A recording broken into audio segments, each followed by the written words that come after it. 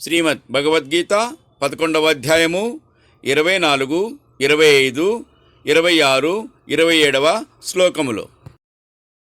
నభస్పృశం దీప్తమనేకవర్ణం వ్యాత్తాననం దీప్త విశాలనేత్రం దృష్ట్వా హి త్వాం ప్రవ్యతితాంతరాత్మా ధృతిం న విందామి శమంచ విష్ణు. విశాల నేత్రములతో విప్పారిన ముఖములతో పలు వన్నెలతో గగనమునంటుచున్న నీ విశ్వరూపమును చూచి హృదయము కంగారు పడినది. ధైర్యమాగుటలేదు. భగవంతా, క్షోభ కలుగుచున్నది.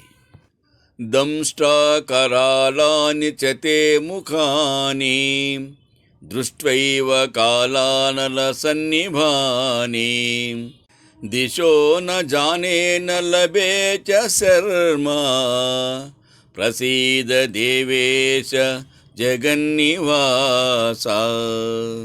భయంకరములగు కోరలతో కాలాగ్నులను పోలు నీ ముఖములను చూచి దిగ్భ్రమ కలుగుచున్నది.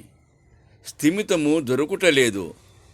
ఓ దేవదేవా, ఓ జగన్నాథ, శాంతించుము. అమీచ త్వాం ధృతరాష్ట్రస్య పుత్రాః సర్వే సహైవావనిపాల సంగైః భీష్మో ద్రోణః సూతపుత్రస్తథాసౌ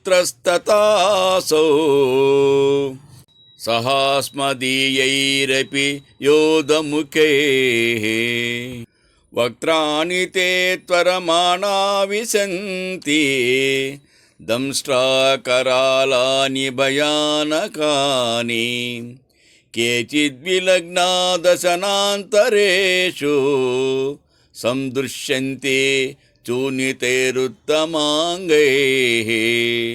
భీష్మ, ద్రోణ, కర్ణాది రాజలోకముతో కూడిన దుర్యోధనాది కౌరవులను, మా సైన్యమందలి వీరవరులను ఒట్టు మొత్తము మిడికోరములు గల నీ వదనములలోనికి ఆదరాబాదరా చొరబడిపోవచ్చున్నారు.